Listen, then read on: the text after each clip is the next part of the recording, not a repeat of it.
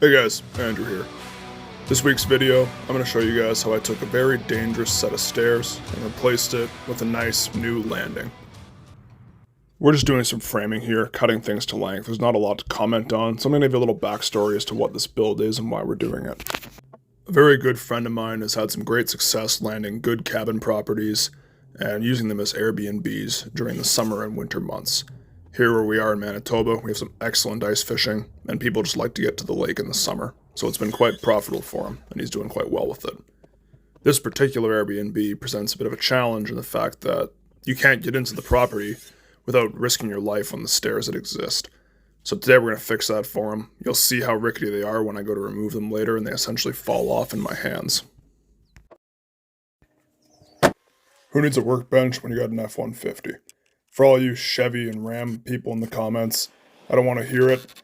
I'm a very large man. I've driven every truck on the market. The F-150 is the best interior for tall, broad dudes. You got a problem with that? Write me a comment. Let me know how strongly you feel about it. A truck's a truck's a truck. I love mine. You love yours. Let's move on. So similar to how you might use brad nails in cabinet building, I like to use deck screws to pin the piece together when I'm working alone like this. It's a trick I picked up from a contractor I used to work for years ago, and I really do like it. It makes it a lot easier to move the piece around, a lot easier to get things square, rather than trying to get everything set up when you're putting the brackets on. Once it's all tacked together, I'll come back in with my joist hanger. This is a Simpson strong tie bracket, and I'm using their structural screws. On a small job like this, I just find it easiest to stick with the tool that's in my hand, which is why I chose the screws for this application.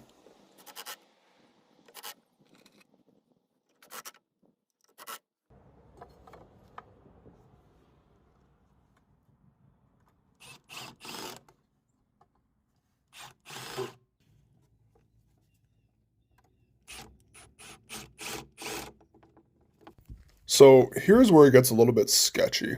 These are the stairs I'm referring to, and you can see I pick it up and they literally just fall off the wall.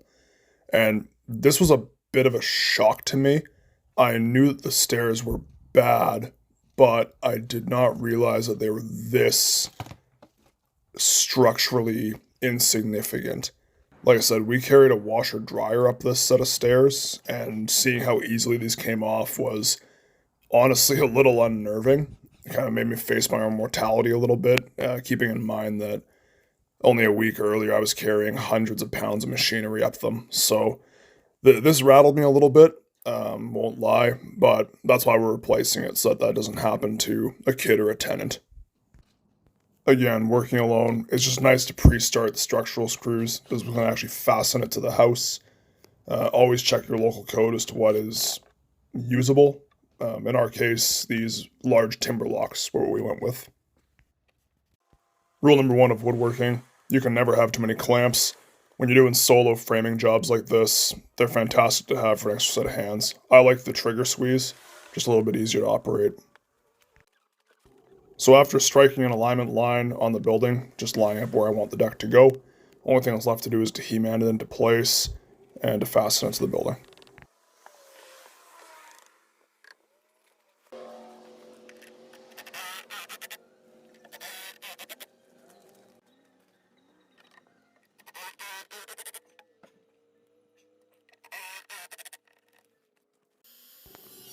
So it was at this moment I realized I forgot my job site table saw at home. For whatever reason, I just didn't think I needed it. So always handy to know how to operate a circular saw properly so you can make this cut safely.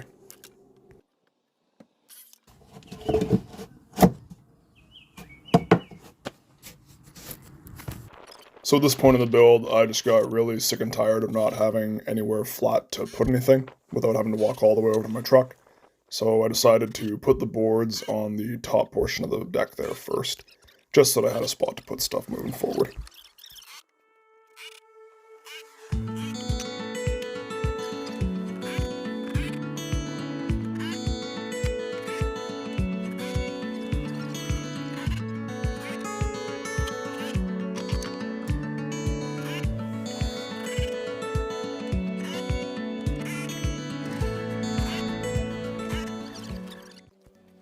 Then we'll just take our handy dandy jigsaw, notch around the post, just for that nice clean finish.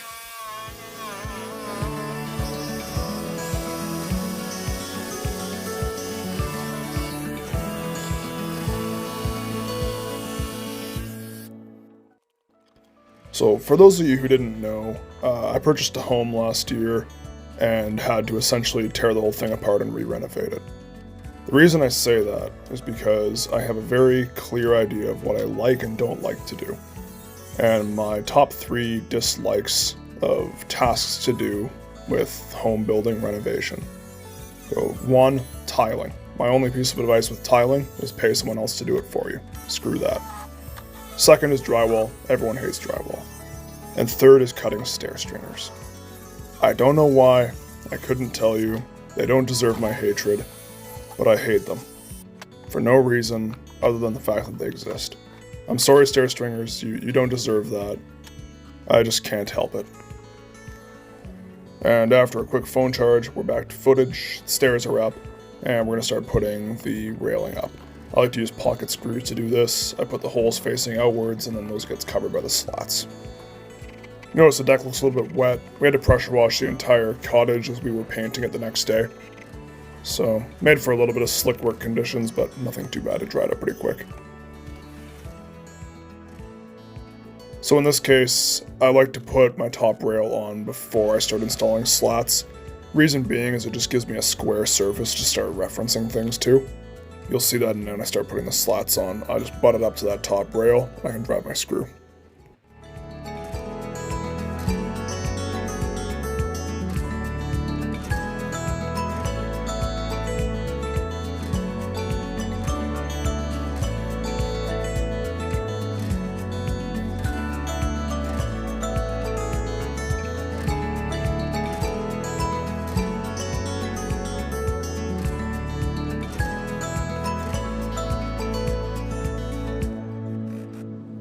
So like I said, because I'm confident that this deck is plumb, square, level, all of the above, I know that I can just start butting my square edges against that top rail when I'm installing my slats.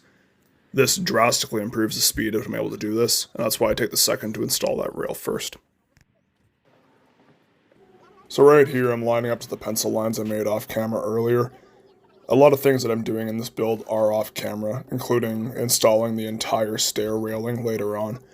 There is a sense of urgency for us to get this done. The property owners that you can see me speaking to here have had requests for weeks now to book this cabin.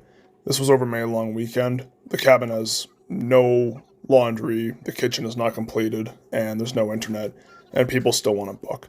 So at the end of the day, sometimes you put the camera away and just get the job done. You know, I'm not a full-time content creator. I do get paid for my labor.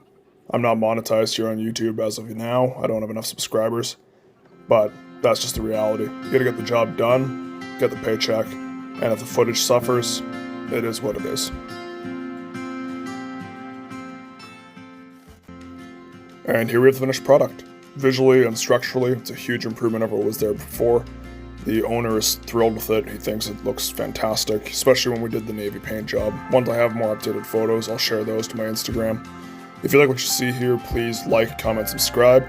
You can find me on social media at Langelar Woodworks across all platforms, Instagram, Facebook, TikTok. Thanks for sticking around, and we'll see you on the next one.